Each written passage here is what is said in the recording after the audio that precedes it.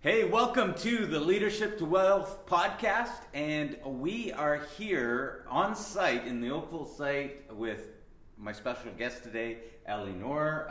Elie, thank you so much for having me here today. My pleasure. Thank you, Neil. Thank you for coming on, and your firm here is Nour Private Wealth Management. Correct. And of course, we've got this beautiful symbol, and you know, you can't help but notice a whole lot of shiny stuff behind us. Just before we get into that, do you want to tell us a little bit of what's going on back here? These are awards that I earned over the years.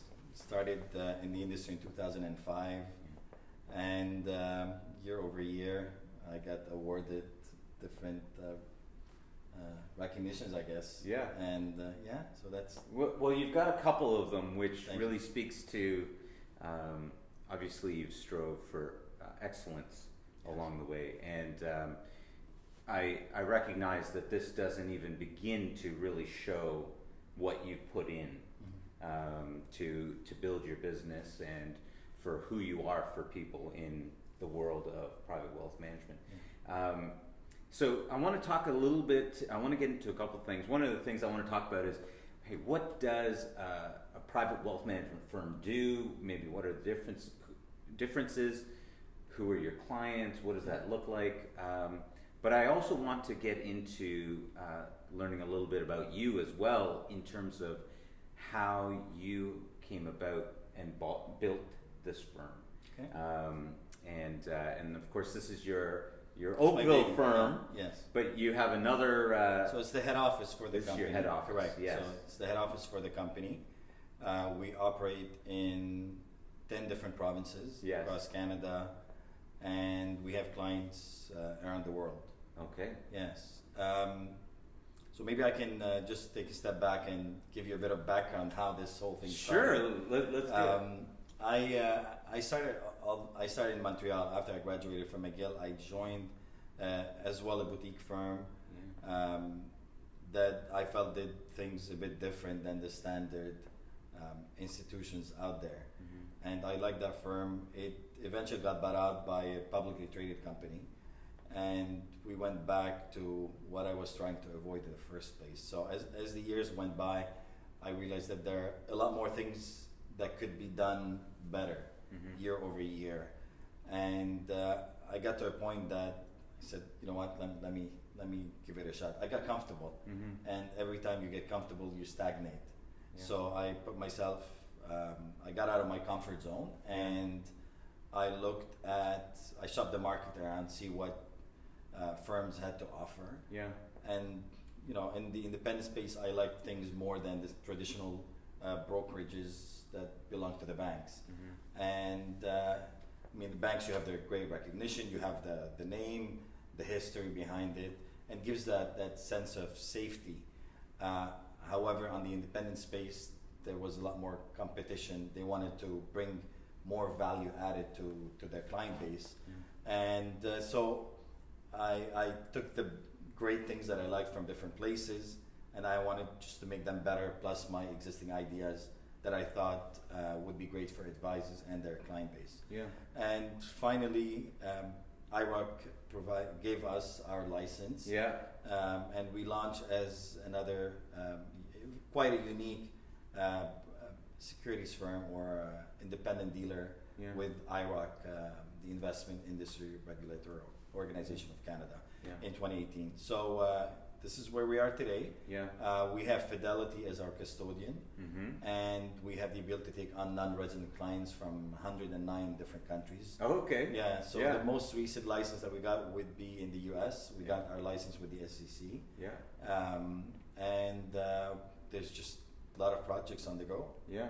Yeah. Well, okay, so let me ask, just on the most basic level, can you explain what a private wealth management firm does? So private wealth, people want everything, really. They don't want to, they want somebody hiring the best of the best in the industry. They want somebody, an advisor that can guide them from the smallest to the largest decisions, from smallest, setting money aside for their kids or helping them get on the proper tracks to build their net worth, paying down, whether liabilities or mortgage, building net worth. So we do everything from overall wealth management, financial planning, tax, estate planning, and like every cycle in life that you go through from one cycle to another, your challenges, they change, they evolve. Yes. From building wealth, minimizing taxes, cash flow needs at retirement, estate planning, moving money from one generation to the other. So we can assist with everything. Now we don't do everything for everyone, so we still need to work with, let's say, tax lawyers or the client's accountants to make sure everything has been covered to help them grow their net worth. So private wealth it really includes everything. We have a sister arm as well, which is in insurance. Yes. Most cases that we do is some people are either overinsured or underinsured. Okay. So we do more of an insurance needs analysis to make sure they have the adequate coverage. And insurance is looked at in different ways. Like at a younger. Absolutely. People look, I'd say, until you get to the age of 55, you look at it as an expense. If you've built a net worth that there will be tax implications, post age 55, you'd start looking at it as an investment as a way to minimize taxes left to the estate. So there's not one right thing or wrong thing. It's case by case, really. And we work with tax lawyers to set up family trusts, holding companies. We do estate freezes, incorporate clients, just everything. And then the wealth management takes things to a whole new level. Most people are used to the publicly traded securities, whether fixed income or mainly stocks. And now we live in a world, especially when the pandemic started, anybody can open, within a few minutes, open an account on a robo platform or a discount brokerage account and start trading your own securities. It takes a lot more to build wealth rather than day trading. And so our job is to give our clients as much consistency as possible by adding alternative investments from real estate, infrastructure, private debt, private equity, different mandates that provide a lot of stability, especially during years like this year where the market's been extremely volatile. We have two main asset classes, equities and fixed income, dropping down double digits. So the alternative space gives you that stability, that positive return, no matter what the market conditions are. That's so, when you say alternative space, now that sounds exciting to me.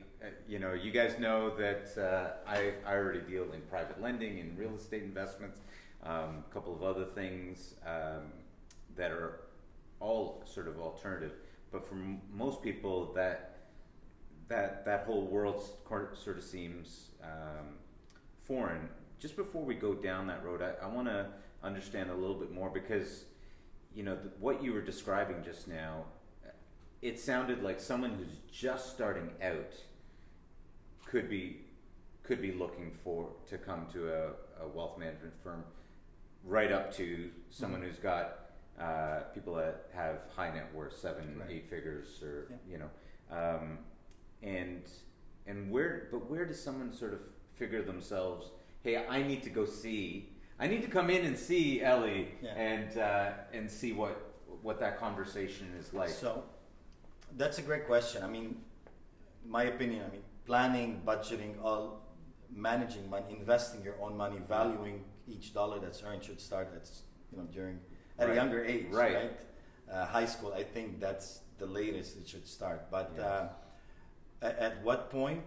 We have a lot of clients that, we have 4 generations of clients sometimes, or 3 generations of clients, grandparents, their kids, grandkids, and in some cases great-grandkids.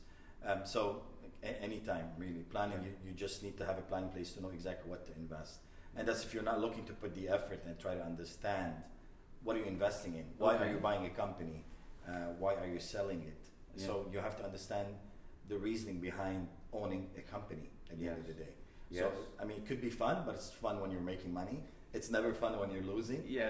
So we look at wealth in a more of on a macro level. And then the stock selection, the investment selection, that's just a way to diversify, to build a proper asset allocation for the portfolio that fits each investor's, let's say, investment objective, risk tolerance, cash flow needs, and other things. What are some of the main objectives that people have? Financial freedom, I would say. Financial freedom. Yeah. But let me ask it. For many or most of your clients, what would be the number one problem that clients come in and say, here it is, I don't know what to do? Look, I know I need somebody's help. So most people, say if not all, majority, they've already had advisors over the years. Yes. Okay. Yes. That have gotten them different returns and put them over here and put them over there. I would say we do great job in good markets. Yeah. But great markets do not test a wealth manager's skills. Okay. Right? I like this. So you need bad markets to evaluate how solid the portfolio is. Okay. Now the issue that's common in the industry, there's a bit of lack of communication between the clients and between the advisors and their clients. Yeah. So you have to manage expectations, and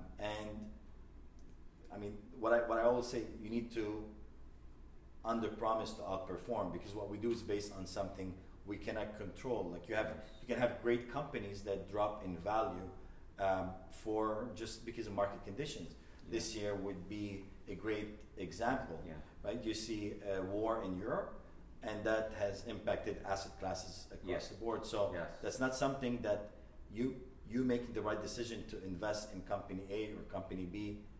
You can manage that kind of risk. What you can do is diversify, and that's where alternative investments help reduce that volatility. They're not there to replace anything. Yeah. So the best example, look at what the teachers' pension plan, the way they manage. Look at endowment funds, CPP, right? Like their portfolio has evolved over the years from mainly fixed income, when fixed income used to pay 7.5% with low deviation. Then they started diversifying this into a bit more equity, public equities. Then they went into real assets, real estate, infrastructure, and so on. So there's not one asset class that's good by itself. Yeah. If you have the appetite for high volatility, then you just invest in high quality companies, and you leave them over time, and you'll accept that volatility, which you'll perform well. Right. But you have to have the stomach for it. Right. Somebody who's looking to retire doesn't want to see major drops and swings in their portfolio. Yes. So you need to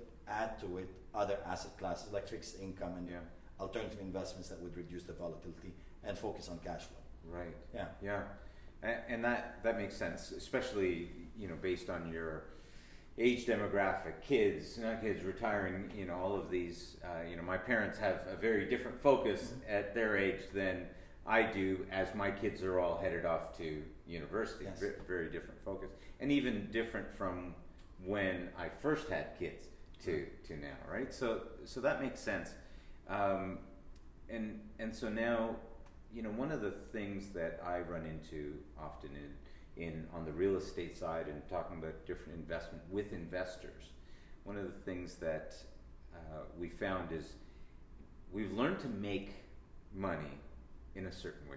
You buy a property and you rent it out, and now you're making some cash flow there, and then you buy another one, and then you get to a point and you're like, okay, great, what do I do now, right? I have a lot of landlords or property owners that come to me and go, I've got too many properties, I don't want to do that anymore, which is why then they come over and say, hey, I want to do this private mortgage thing, you manage it, and let me, and I say, okay, this is all great, and what's your next step? Where's this going? And one of the things that drew me to you to want to get you on was I read an article online where you were talking about family trusts. Yes. And I know that I've had a friend of mine that was talking about that in the States, and I was like, okay, well, how does something like that help people as they're trying to build wealth? Because oftentimes you can be good in one area and and you don't see the next thing coming up until you get there. And there's all these financial instruments that, quite frankly, most of us don't even know exist. And it would be beneficial if you knew them in advance. You might actually 100%. build differently. Can you So say something about that? Taxation is a key, right? Like Yeah. you're sharing a portion of your profits with the government sooner or later. Yeah. So if you're looking to buy assets, like let's say real estate, if you're in the business of fixing properties up and then selling them, Right. then family trust would not be the best tool. Okay. It's mainly used, I'm going to summarize like 6 main points that come to my mind. Okay. Now. One would be if you live anywhere outside of Quebec, Okay. probate taxes. Yes. So Okay. that's probate. 2, estate taxes. Yes. So that's And what's the when I difference say between probate and probate? estate? It's a percentage that you're going to be paying Yeah. based on your assets at the point you pass and leave the assets to your estate. Right. Estate taxes. So in general, So you're gonna pay a tax right no off. matter You what. pass away. Yeah. One you and gotta a half pay that. percent that Yes. you're going to be paying. Okay. And that's to the probate. government. Correct. Okay. Estate taxes. You bought an asset for 100,000. Yeah. The value upon death is 200,000. Your estate has to pay the taxes on the capital gain between 100 and 200,000 dollars. Okay. So 50% is exempt. The other 50% would be taxable based on your overall capital. Woo. gain. Yes. Okay. So, and we're going to talk about this a bit more. Yes. Income splitting. Yes. So if I'm Do you see why this is so important, guys? I hope you're listening to this because you can build a lot of wealth and you can watch it disappear really quickly. So 100%. Income splitting. yeah. So, for example, you said your kids are going to university. Yes. If you own different properties in the family trust and your kids are beneficiaries, you can flow some of their income, especially, I mean, there's so much you can put in RESP, which is the Registered Education Savings Plan. The best way to reduce the taxes is to be able, instead of using your after-tax dollars today, so let's say you use up the money that you can take out from the RESP, Yeah. okay? And you need a bit extra to cover, I don't know, transportation, housing, whatever it Yeah. is. You're gonna end up using after-tax dollars to support your kids. Yes. So what the family trust allows you to do is flow income in their hands, and that income, because they're in a low tax bracket, most probably it'll be lower than yours. Yes. Then the income would be taxable in their hands. Okay. Okay. Now that's if you already have a family trust set up. If not, you have to see if you need to set up a family trust. Okay. Yeah. Right? So it's case by case, but in most cases that we see, it's a must. So if I don't have a family trust, am I able to give money to my kids and You can give it to them, but Yeah. you're using after-tax dollars. right? So Right. if you have an unregistered portfolio, you have to sell your securities. Yeah. You trigger capital gains in your hands. Yeah. You pay the taxes, Yeah. and you're covering these bills. Yeah. And so we see parents helping out. Education would be the most common. Yeah. Fast forward, if they decide to, they need help with the down payment with the prices up. Yeah. They need a bit of push with the down payment on the property. Yeah. You know, same thing. They come back to the parents, or wedding costs. Like depends. Yeah. People have different goals. So income splitting is another tool. So that would be number 3. Okay. So Okay. estate taxes, probate, Yes. income splitting. Yes. In case there's a marriage breakdown, Okay. that's something that people do not talk about enough. So if there isn't a marriage contract or a prenup, Yeah. assets are protected in a family trust, Okay. because the growth of these assets, they're not happening in your hands, they're Yes. in the beneficiary's hands. Right. Okay. Yes. There's also control. So if there's a premature death and you have all these assets today, parents pass away, these assets, they're gonna end up going to the kids. Let's say the kid is not a minor, they're 23 years old, they're gonna end up with a lot of assets, liquid, fixed assets, and so on. Yeah. How can you control, how can you protect them from their own decisions if they're young and they end up with millions of dollars, Yeah. in their hands? Yeah. So a family trust will allow you to control how much is paid to them at a different age. So you see people they work hard to make money, cover the expenses, build their net worth, but they don't plan in case other things happen. They're unexpected. So, like I'll give you an example. When my wife gave birth, our daughter, we have 2 kids, but our daughter, initially I set it up, which is what I usually recommend, is to give unlimited flexibility for health and education. Okay. Right? Some people might have different opinions, so I want to make sure in case we're gone and there's a need for surgery that's going to cost X amount of money in, let's say, the US or somewhere else, Yeah. then you have access to unlimited amount of money from the trust. Education, same thing. So, but the trust would not pay more than, let's say, 5% at age 25, Okay. then 10% at age 30, Yes. then 15%. Now you can collapse it at any Yes. point, right? But So you can set it up so that, hey, for health reasons, education, yes, it can give large amounts, and then you can literally stagger it so that they're not getting as much cash in hand, Yes. so to say. Yeah. This is a really interesting topic because as you build wealth, again, let's say real estate. Let's say we've got some real estate. You've got multiple properties, and you're thinking, how do I give this to my kids without it just automatically being sold? yes, And in many cases, parents out there are legitimately thinking, if I just give them everything, is that a benefit to them?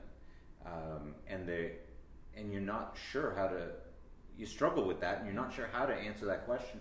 And so as a result, unfortunately, most of us just leave that to the side and go, I'll figure it out at some point. or let them worry about it. Yeah. Or yes. So Yeah. the best thing is really to start planning. If you see yourself building a portion of your net worth in real estate, and Yeah. real estate is a great tool to magnify your net worth, Yeah. right? Set up as a start the holding company and start owning the real estate within the Yes. holding company. Yes. If you plan to own more than one property. Yes. You That's say, right. okay, I just want to own, like a cottage or a place in Miami, or that's a different story. Right. Just secondary But if property you for start, first use. yeah. If you want to build an actual, you see this as something, okay, it makes sense. I like real estate. I like the safety element that it gives me, Yeah. that it's tangible. Yeah. Then setting up a family trust will be ideal. Okay. Why? As long as you don't plan to sell these properties at some point. Now you Right. can sell them; it's not the end of the world. Right. You and the trust ends up paying taxes on them. Okay. The trust is taxed at the highest rate Okay. by itself. That's why it's important to have beneficiaries in the trust where you can split the income. Goes back to the income splitting. Okay. So today you buy a property, as an example, for $1 million. If you buy it in your name, and God forbid 5 years, you pass away in 5 years, and the property has gone up from $1 million to $2 million. Yeah. Then that $1 million so 2 million minus $1 million, you're ending up with $1 million capital gains. Yes. 50% is exempt. The other 50% is taxable. Yes. So let's assume you're in a 50% tax bracket. Okay. Your estate ends up paying $250,000 in taxes. Okay. Now, assume you didn't sell it, but this property just appreciated. You either have to have life insurance, or they need to refinance the property, or liquidate other securities Right. to cover that $250,000 because it was Right. in your hands. Right. Because upon death, you're deemed as if you've liquidated all your worldly possessions. Yeah. So what a family trust would do, you buy the property within the trust. So you put whatever money you need to put into the trust for the first down payment. Okay. And the trust buys the property. The trust gets the mortgage. Yeah.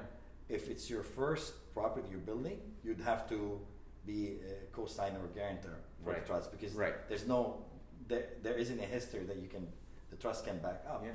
As time goes by, things get easier. Yeah. But so let's go back to the same example. You bought the property in the trust for $1 million. 5 years from now, death occurred. The property is valued at $2 million. Tax implications 0, Right. because you don't own the property. Right. Now, Right. The property's in the trust. It's in the trust. Okay. Correct. Yeah. Now, do you control the trust? The answer is yes. You can appoint yourself as a trustee, Yeah. and if you're gone, you can put other trustees to take over. So more the trustee would be similar to what the CEO would do for a company. Yeah. Right? Is responsible for these assets. So there's a mandate to protect the assets for the beneficiaries. Okay. Okay? So these properties, you keep on building them. Yeah. Next property, a few years from now, let's take the example that does not occur. You need to buy another property. You can take out the equity from property A Yes. and put it as a down payment for property B. Yes. And keep on building this portfolio. Yes. Real estate. All within the trust. Within the trust. Now you liquidate one property, you can invest in liquid assets. You can Yeah. buy shares of any good company that pays dividends, any company that's for growth. Apple shares, RBC, TD, Yeah. whatever you want. So the question is, if you do sell a property that you have that's in the trust, will you have to pay capital gains on it the moment you sell it? Or are you able to? Okay. You do. Yes. However, so every single year you have the option, either the trust pays the taxes Yes. at the highest rate, which you don't want, Yes. or the beneficiaries. Okay. So let's say we're not online, you have 4 kids. Yes. They're all, from 18 to 24 Yeah. as an example, right? That's Yeah. more or less. Yeah. So you triggered capital gains, then that capital gain is split into the four kids. Okay. And because they're in a lower tax bracket, Yeah. most probably than your tax bracket, Yeah. they pay less taxes. You float in their Yeah. hands, Yeah. then you can put the money back in the trust and buy some other property. I don't know if you know the power of what he just said, but maybe we'll have to talk about it more. But okay, so basically, I guess one of the things that we're talking about there, the problem that we're seeing is how do people protect the assets, the wealth, Yes. and clearly that's just one avenue, just one way of being able to protect the wealth. You'll be able to pass it on to the family and to your beneficiaries. When you pass, you're going to be able to continue to build wealth in there with different tax strategies. Correct. Along the way, and so let me ask this question: if that's the case, and this one item, this one financial instrument, sort of solves this problem, what would success sort of look like in that case? How would we know that we did something correct? Planning. So you can. Why planning is important is it gives you the first thing that we do in part of our process. I mean, I'm still an advisor. I have big team of advisors that's going. We need to get to know the client. Like they call it KYC, know your client. Yes, that's right. So part of know your client is to understand what situation they're in. Yeah. You're working hard. You're earning X. You're putting money aside. You're covering your bills. All of this is part of getting to know you. Yeah. And what we do in part of the first meeting is to collect the information to be able to create 2 scenarios. The first scenario is a snapshot of where things stand today. So Neil, what if you keep on doing today what you're doing? How does the next 5, 10, 20 years look like? Yeah. Like you're working hard, but you stop looking, when you're working hard year over year, we've had 2 years of COVID, you stop realizing, okay, let me take a step back and see what I built. And so our job is to give you that more snapshot of what your worth is today. What are you doing today? Yes. And we look for inefficiencies. Yeah. Inefficiencies come from taxation. And that's why we duplicate that present situation and we create a proposed scenario where we implement different tax planning strategies. And we'll show you the impact of these strategies on your net worth. These are the strategies that we've implemented, and that's the impact of these strategies on your net worth. Yeah. Now, this generally goes hand in hand with the study on the investments, but that's secondary. Yeah. So when we put the financial plan, you have your scenario, first scenario, current, and then the proposed. And then you can use the proposed to track it year over year. There's no plan that's carved in stone. You don't know what you're planning to buy a year or 2 years from now. Right. You might have an idea, but I mean, that's why we update the plan on an annual basis. Yes. That's basically it. So one of the greatest things that I get a lot of satisfaction from is when I see clients saying, like this happened a couple of months ago, a client that found a financial plan that I had built 7 or 8 years ago. Yeah. He comes to me and showing me, Elie, we're ahead of what we had planned for. I'm very happy. Yeah. And he showed it to me. He was just cleaning up his office. So these are things, that's why plans are extremely important. Yeah. And don't go into a lot of details that you don't have to worry about. Like we need to take, like we usually take a higher inflation rate which we've seen what we've been dealing with this year, Right. interest rate on mortgages and so on. Yeah. So the plan has to be quite conservative, Yes. reasonable rate of return. Yeah. In real estate, we've had 2 great years. Things are slowing down, so it's important to know that these are long-term investments. Yes. Take a number that's realistic, and Yeah. the number that's realistic or more conservative is based on the past 5, 10, 20 years. That's Yeah. basically it. So literally, you would have it success sort of looks like, hey, I know where we're headed, and you'll actually be able to see as you hit those markers, as Correct. you hit those Correct. goals, Correct. and then you're able to, as things change, you're able to reassess, take another snapshot, as you said, and then Yeah. reset your I plan. would say from the plans that we put in place, bare minimum, 20 to 30% increase in net worth Yeah, from finance planning. Just 20 to 30%. That's bare minimum. yeah, Sometimes doubles or triples. yeah. Just because there's a lot of money wasted. Yes. Yeah. I've had many people come and talk to me, and they say, "Hey, I want to get into investing, and I want to make $100 million." And I always love that conversation. Actually, I love and hate it, because I'm happy for them and I'm excited that they want to do that. But at the same time, I have to ask the question: why $100 million? What are you trying to do? What's the plan there? Because if you have no connection to it, you'll never be able to work Yeah. towards it. And so what I love about what you're sharing here is that you're literally able to create a plan, set it out, and you literally have to figure out, Yeah. what are we trying to do from the beginning, so that you can actually head in a direction. Because one of the things that, the podcast, we're trying to shorten the learning curve to building wealth. Yeah.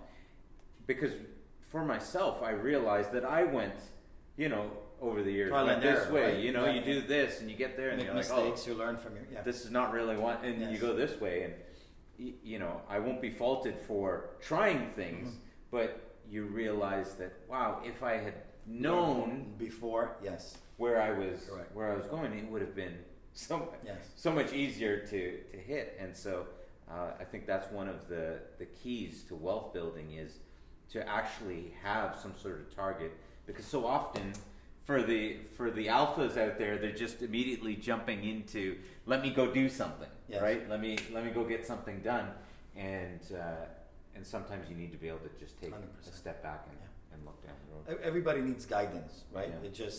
It's great to learn from your own mistakes, but it's better to learn from others. Yeah. Yes. So, right? So when you get somebody like professionals, advisors, not only money management, Yeah. but planners, like they're carrying 2 hats. Yeah.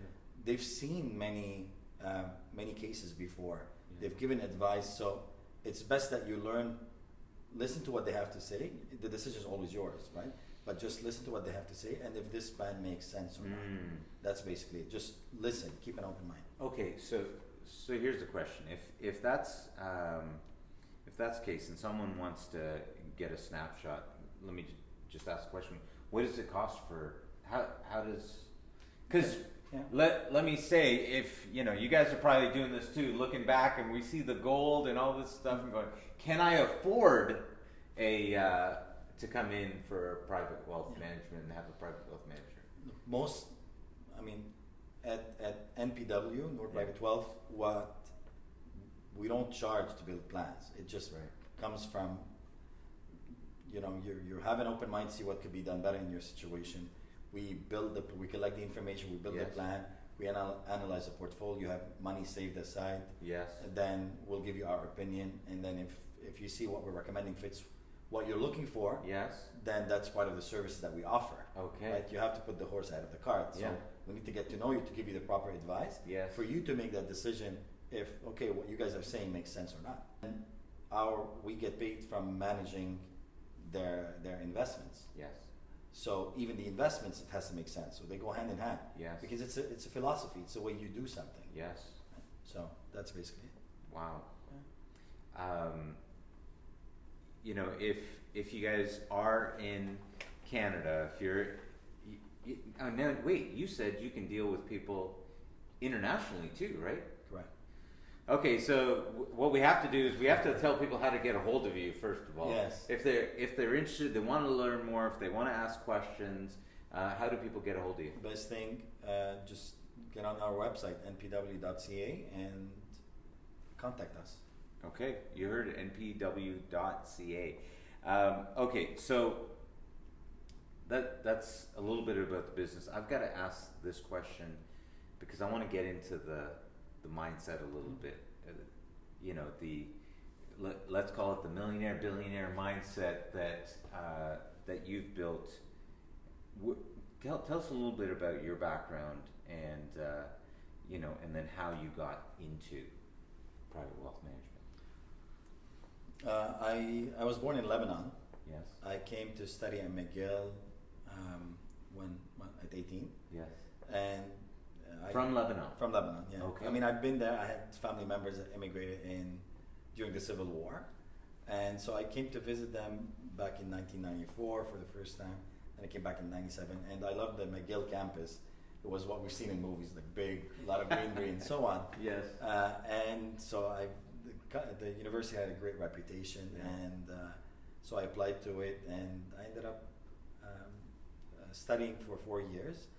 But I always knew I was always interested in, working in finance. Yeah. And the reason why I watched movies. Before you even went to. Before. Yeah. You know, I always I felt like I liked wearing suits. I like. Yes. You know, look quite dapper. Yeah, thank you. Yeah. You know, the New York movies, like Wall Street and everything else that came with it. So it's something that sometimes it's just a movie or anything that gets you attracted to a profession, and that's how it started. Yeah. And I was at McGill job fairs, and I ended up meeting people that were recruiting, new students. Yeah. And that's when I met them for the first time. Okay. And decided to join the company. I applied for big names initially. I got job offers, but I went into the more of a private wealth because I saw more prestige, more skills to be learned. Yeah. And that's just how it started. So I worked in Montreal. What was, I'm curious, what was it like to go from Lebanon straight into now McGill? Yes. Straight into McGill, completely different world. What was that transition like? Look, it wasn't. The most difficult part would be I was the first one, I would say, in my family to leave the house to study as an international student. Right.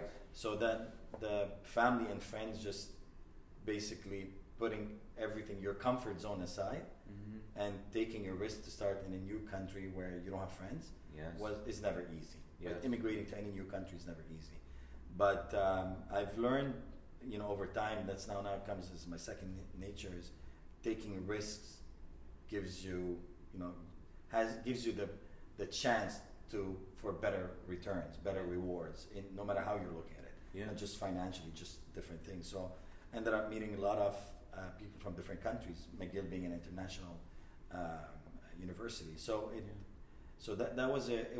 was scary, like anything else. Any decision we want to make it's any important decision in life tends to be scary at first, and then you realize, you get used to it a few months afterwards, and becomes it's like every day. So I love living here, and I like the people. I mean, what's not to love about Canada? And I knew I wanted to stay here, and I applied. And that's it. Now where's the rest of your family? Are they still? So actually, I have two brothers that live that live in Toronto. They work in the same business. Yes. And I have a sister that lives in Dubai and a brother that lives in Lebanon. Okay. Yeah. Well, that's great. You've got a reason to go travel back and forth. That's wonderful. Yeah. So obviously, your brothers ended up following. Yes. One of my brothers, he studied mechanical engineering. Yeah. But he saw my growth in the business. Yeah. And he always looked up to me. Yeah. The other one, so he joined the business as soon as he graduated. Yeah. And the other one studied economics and finance, and he didn't need much because he was waiting to graduate and go straight into the business. So he joined me as soon as he graduated as well. how did you make the shift from being an advisor to building your own firm? I know you said you had some of your own ideas. You saw some inefficiencies or things that could be done a little bit differently, right? And so you. I've done everything. I know the business inside out. I know everything that I mean, I keep on learning every day. Yeah. But I've learned the business from picking up the yellow pages and white pages. You remember the books? Yeah. Yes. To every single aspect. So I started as an advisor, built my own team back in Montreal. Then I moved from Quebec to Ontario in 2013 officially. Yeah. But I was already growing my business into 6 different provinces. Yeah. From 2008 to 2013. And 2013, I set up my own branch under the previous firm, and got incorporated and so on. Where Nour Private Wealth started as a company in 2013. Yeah. And then I realized there are restrictions. If there are a lot of things that could be done better, and I just didn't want to color within the circle. Yeah. So I needed to. There are things that can be offered better for clients that they weren't being offered, and so I decided, look, either you sit and complain or you do something about it. So I decided to do something about it. Was it easy? Far from it. Far from it. Again, like I said, nothing that's worth it is ever easy. Mm-hmm. But I knew, I mean, it's a risk, but because I know the business, it was a managed risk. It's just getting out of your comfort zone year over year to expand to other things. Yeah. And that's basically it. So But where did you get that? How did you? Because that's a pretty big leap to go. Okay, here I've got this. I've got all this infrastructure. Yeah. And I see this over here that I could do better, do more for my clients and all of that.